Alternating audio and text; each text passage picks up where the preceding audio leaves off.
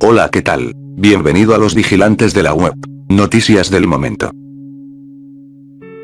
Coronavirus. ¿De dónde viene la antigua tradición de la cuarentena que seguimos adoptando ante males sin remedio? Haciendo eco a prácticas antiguas, ante el nuevo y aún poco conocido coronavirus, China adoptó medidas clásicas, aunque a una escala nunca antes vista. Separar a los enfermos de los sanos, una costumbre de larga data. La lepra es la primera enfermedad documentada para la cual se impuso la cuarentena.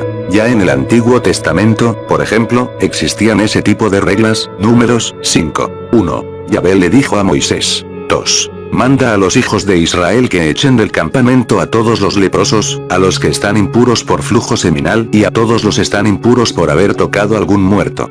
Debido a las llagas y las desfiguraciones que sufrían los afectados, y al hecho de que era incurable, durante siglos las civilizaciones creyeron erróneamente que la lepra se propagaba fácilmente, y permaneció incomprendida hasta 1873, cuando se descubrió la bacteria que la causaba, Mycobacterium leprae. Pero no solo los dioses, sino también varios colosos médicos, aconsejaron tomar medidas parecidas ante las enfermedades contagiosas. Cito, Long, Tardé. Los griegos Hipócrates y Galeno, reconocidos por sus sabios e innovadores consejos sobre asuntos médicos, ofrecían una orientación similar, traducida en latín como cito, Long, Tardé, queriendo decir vete rápido, vete lejos y tarda en regresar. Cuando la peste negra se extendió por gran parte de Asia, Europa y partes de África a mediados de 1300, ese consejo era lo mejor que la medicina podía ofrecer. Sin embargo, en ninguna parte de esos primeros registros de esta práctica aparece el término cuarentena. ¿Cómo, entonces, el término se convirtió en parte del léxico moderno?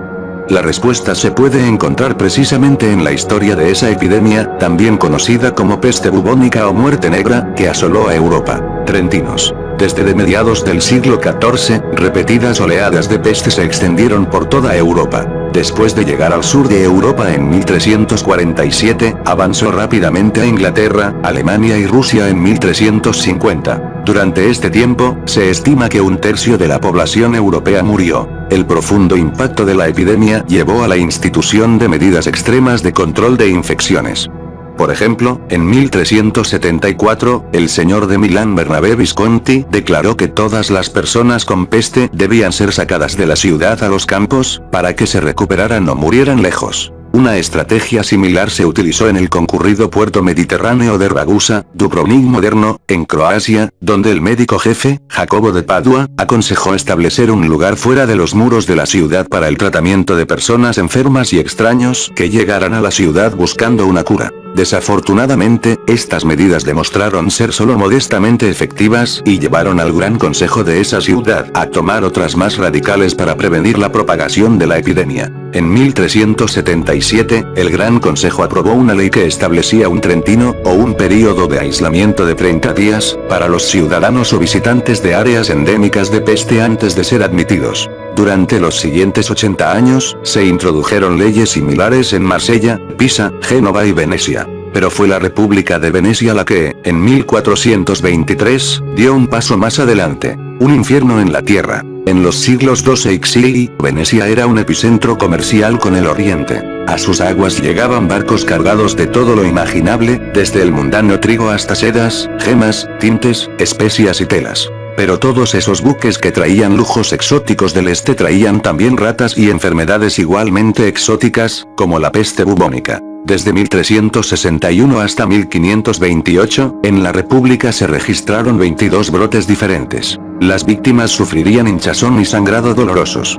Sus cuerpos empezaban a descomponerse incluso antes de que estuvieran muertos. En un brote, más de la mitad de la población de la ciudad fue aniquilada. A los venecianos se les ocurrió una solución radical. Crearon el primer hospital de aislamiento en la historia, en una pequeña isla, justo al lado del Lido en el borde oriental de la laguna veneciana, que lleva el nombre de Lazzaretto Vecchio o Lazareto Viejo. De acuerdo con Jane L. Stevens Krausau, en su libro Plague Hospitals. Public Health for the City in Early Modern Venice, el término Lazareto es una corrupción del nombre original del lugar, Santa María di Nazaret. Sin embargo, otros relatos postulan el término como derivado de los evangelios, ya sea de la historia en Lucas en la que Lázaro, un hombre pobre lleno de llagas, muere fuera de la puerta de un hombre rico pero encuentra sus posiciones invertidas en la otra vida, o la historia en Juan donde Jesús regresa a la ciudad de Betania para sanar a Lázaro, un hombre que ha estado muerto 4 días, que resucita. El caso es que hasta hoy en día se les llama lazaretos a los establecimientos sanitarios que se usan para aislar a los infectados o sospechosos de enfermedades contagiosas.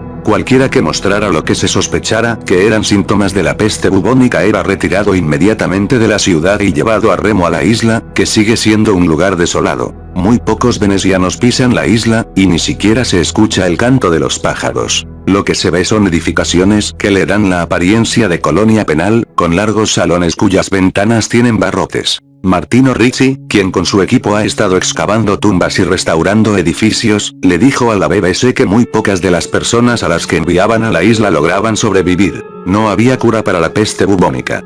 Cuando caminas en esta isla, créeme, caminas sobre fosas comunes. En una ocasión, los arqueólogos encontraron más de 1000 cajas con huesos humanos debajo de una pared derrumbada. Aunque no había casi medicamentos, señaló Ricci, en la isla los enfermos obtenían 2 cosas muy importantes. Primero, comida y asistencia básica y, segundo, la extrema unción, sacramento que consiste en la unción con óleo sagrado hecha por el sacerdote a los católicos que se hallan en peligro inminente de morir. Es imposible saber cuántas personas perecieron en Lazareto Vecchio. Decenas de miles, mínimo. Esto era un infierno en la tierra, declaró Ricci. Es abrumador pensar en la gran cantidad de historias trágicas que llegaron a su fin en los largos salones del hospital de la que se conoce también como la Isla de la Muerte Negra. Sin embargo, aunque la solución fue quizás vil, al contener la peste, debió haber salvado cientos de miles de vidas. Medio siglo después, Venecia llevó la idea del aislamiento otro paso más allá. Otra isla, a unos 6,5 kilómetros de distancia, junto a la entrada a la laguna, hay otra isla en la que a partir de 1468 las autoridades venecianas ordenaron que todos los barcos que llegaban permanecieran durante 40 días antes de ingresar a la ciudad. Todos los pasajeros y la tripulación debían desembarcar, y hasta los productos que transportaban eran descargados y llevados a una enorme bodega en el centro de la isla, donde eran desinfectados con vinagre, agua hirviendo y hierbas humeantes. Las edificaciones de la que se conoce como Lazareto Nuevo fueron construidas y pagadas por el Estado veneciano, no solo para evitar la muerte de los venecianos, sino la de la ciudad misma. Si Venecia no podía mantener su comercio fluyendo, estaba muerta. La República de Venecia estableció así el primer sistema institucionalizado de cuarentena del mundo. En algún momento de esta historia, habrás notado, el período de aislamiento se extendió de 30 días a 40 días, cambiando así el nombre trentino a quarantino, un término derivado de la palabra italiana quaranta, que significa 40. 40 días y noches. Se desconoce la justificación precisa para el cambio. Algunos autores sugieren que se modificó porque el período más corto era insuficiente para prevenir la propagación de la enfermedad. Otros creen que el cambio estuvo relacionado con la religión, ya que en los libros sagrados judeo-cristianos las referencias al número 40 son múltiples. Los años en que Moisés vivió como pastor en Madián, así como los años que vagó por el desierto con su pueblo y los días que permaneció en el monte Sinaí antes de bajar con las tablas de los 10 mandamientos. O los días que Jesucristo pasó de ayuno en el desierto. Hasta la observancia de la Cuaresma comprende un período de 40 días de purificación espiritual. Otra teoría es que el número de días estuvo conectado con la teoría de los números de Pitágoras, en la que el número 4 tenía un significado particular. Quizás la imposición de 40 días de aislamiento se derivó de la antigua doctrina griega de días críticos, que sostenía que la enfermedad contagiosa se desarrollaba durante los 40 días posteriores a la exposición. Pero aunque posiblemente nunca sabremos cuál fue la razón de ese cambio, el concepto fundamental sobrevivió y es la base de la práctica moderna de la cuarentena, que mantiene ese nombre a pesar de que hoy en día el período de tiempo de aislamiento varía según la patología. Gracias por vernos. No olvides compartir y comentar.